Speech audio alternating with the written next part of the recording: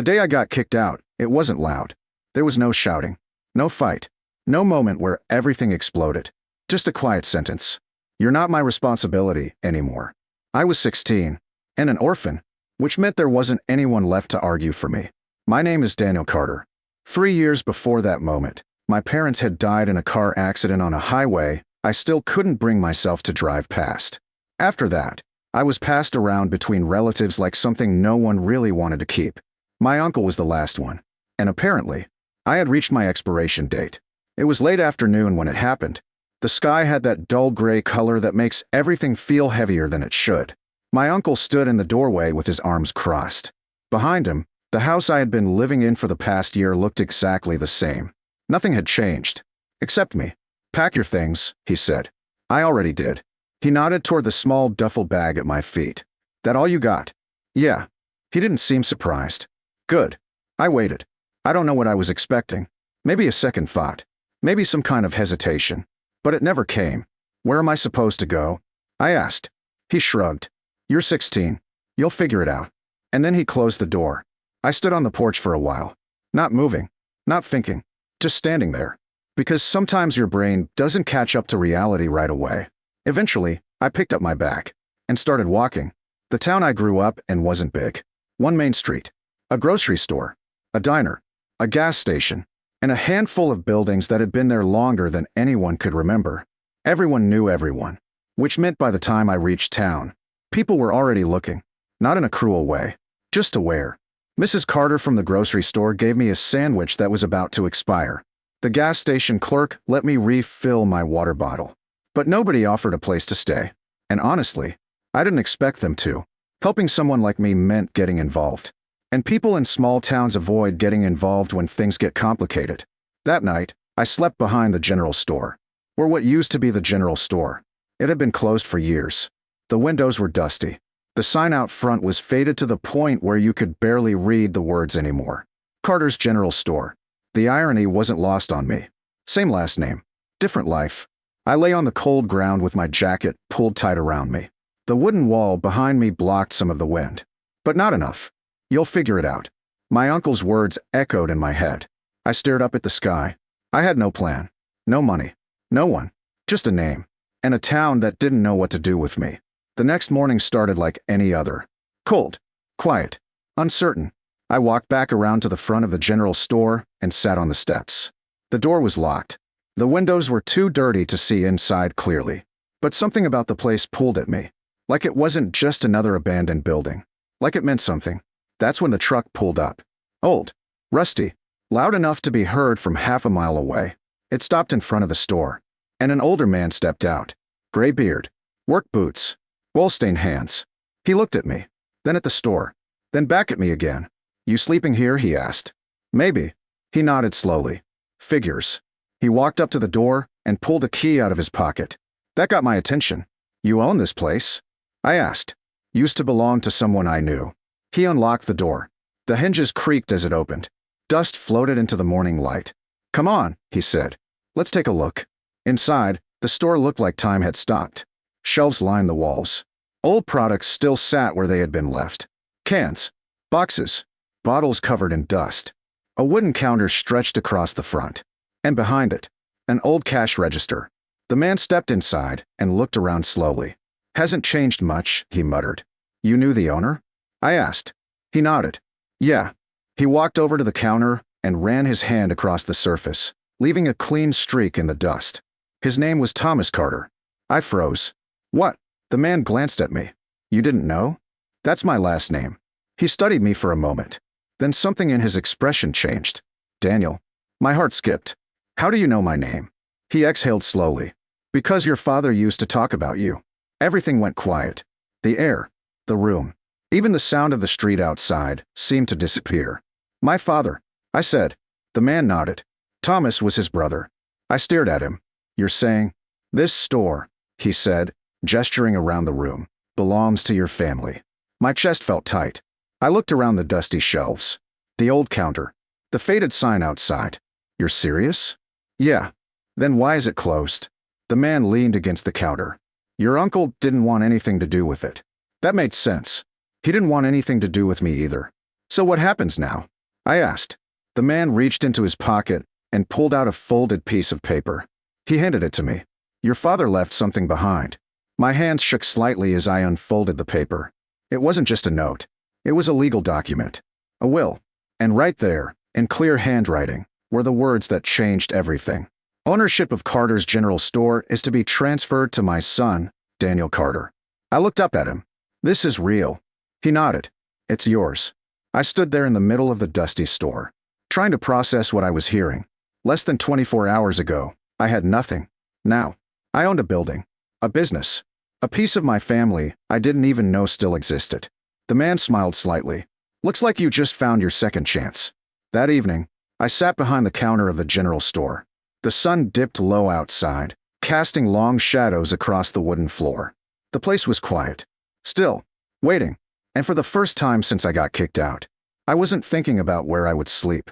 I was thinking about what I had just been given, because something about this place felt unfinished, like there was more here than just dust and old shelves.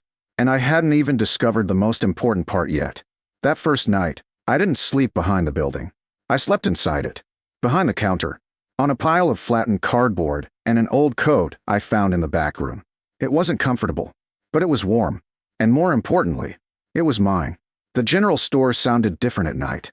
The wood creaked softly as the temperature dropped. Wind brushed against the windows, rattling the loose frames. Somewhere in the back, something shifted, probably just old board settling, but it still made me sit up more than once. For a place that had been empty for years, it didn't feel empty. It felt like it was waiting. The next morning, I started cleaning. Because that's what you do when you don't know what else to do. You move. You fix. You make something better than it was yesterday. I opened the front door and propped it wide to let sunlight pour in. Dust filled the air like smoke. I found an old broom leaning against the back wall and started sweeping. Each pass cleared a little more of the floor. Each shelf I wiped down revealed labels that hadn't been visible in years. Canned beans. Flour. Sugar. It was like peeling back time. By noon, the place already looked different. Not good. Not yet. But alive. And that's when I noticed something strange. Behind the counter, under the old cash register, there was a panel in the floor. It wasn't obvious at first. The wood was the same color as everything else. But the edges, they were too clean, too straight, like someone had cut them deliberately. I crouched down and brushed away the dust. There it was, a small metal ring built into the wood. My heart started beating faster, because I'd seen something like this before. Hidden compartments. I hesitated, then grabbed the ring and pulled. The panel lifted with a long creak. Cool air rushed up from below. I leaned forward and looked inside. Stairs. Narrow wooden steps leading down into darkness. I stood there for a moment, staring. The store suddenly felt different, like it had just revealed something it had been hiding for years. I grabbed the flashlight from my bag and stepped down. The stairs groaned under my weight, but they held. Each step took me deeper into the darkness. The air grew cooler, drier. Then the beam of my flashlight hit something. Shelves. The room below was bigger than I expected. Stone walls reinforced with wooden beams. A low ceiling, and shelves lining every inch of space. Shelves filled with supplies. I stepped off the last stair and slowly turned in a circle. Canned food. Boxes of dried goods. Water containers. Medical kits. Tools. Dozens of them. Maybe hundreds. It wasn't just storage. It was a bunker. In the center of the room stood a wooden table, and on it, a leather notebook. I walked over slowly and picked it up. The cover was worn but intact. When I opened it, the first page had a name written clearly at the top. Thomas Carter. My father. My hands tightened around the book. For a moment, I just stared at it. Because this wasn't just a notebook. It was his voice. The one I hadn't heard in years. I turned the page. The handwriting was familiar. Neat. Careful. Just like I remembered from the notes he used to leave on the fridge. If you're reading this, then you finally found it. I swallowed hard. This store was never just a store. Your grandfather built it to serve the town. But I built this for something else. I read faster. Each line pulling me deeper into something I hadn't expected. My father had seen the town changing. Fewer people. More storms. Supply lines getting weaker. He didn't trust that things would always be stable. So he prepared. Quietly. Without telling anyone. He turned the store into something more. A supply point. A place that could keep people alive if things went wrong. The next pages explained everything. How to rotate the food, where the water came from, how to access a hidden well behind the building, even instructions on how to reinforce the doors and windows if needed. This wasn't just preparation. This was planning for survival. Then I reached the final page. The handwriting was slightly different. Shakier. Slower. If anything ever happens, take care of this place. Help people. That's what it's for. I closed the notebook slowly. The room around me felt heavier now. Not just a bunker. A responsibility. For the next few days, I worked harder than I ever had. I cleaned every shelf, organized the supplies, checked expiration dates, repaired the front door, fixed the broken window. Little by little, the general store came back to life. Not as a business. Not yet. But as something else. A place that mattered. The first person showed up 3 days later. A man I recognized from town. His truck had broken down on the road outside. He knocked on the door, looking tired. "You open?" he asked. I hesitated, then nodded. "Yeah." He stepped inside and looked around. "You fixed this place up?" "Working on it." He pointed toward the shelves. "You got water?" I nodded again. "Yeah." I grabbed a bottle from the back. He took a long drink and exhaled. "Thanks." He tried to pay me. I shook my head. "It's fine." He looked at me for a moment, then nodded. "Appreciate it." Word spread. It always does in small towns. Within a week, more people started stopping by. Some for water, some for basic supplies, some just to see if the old general store was really open again.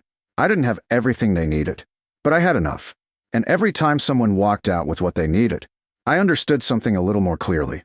This place wasn't about me. It never had been. The real test came during the storm. It rolled in fast. Heavy rain, strong winds, the kind that turns roads into rivers. Power lines went down by midnight. The town went dark. The first knock came just after midnight. A family from the edge of town. Water had flooded their house. "Please," the man said. "Can we stay here?" I didn't hesitate. "Come in." Then another knock. Then another. Within an hour, the store was full. People. Families. Kids wrapped in blankets. All looking for the same thing. Safety. I opened the floor panel and led them down. The bunker. The place my father had built without anyone knowing. Now it was full.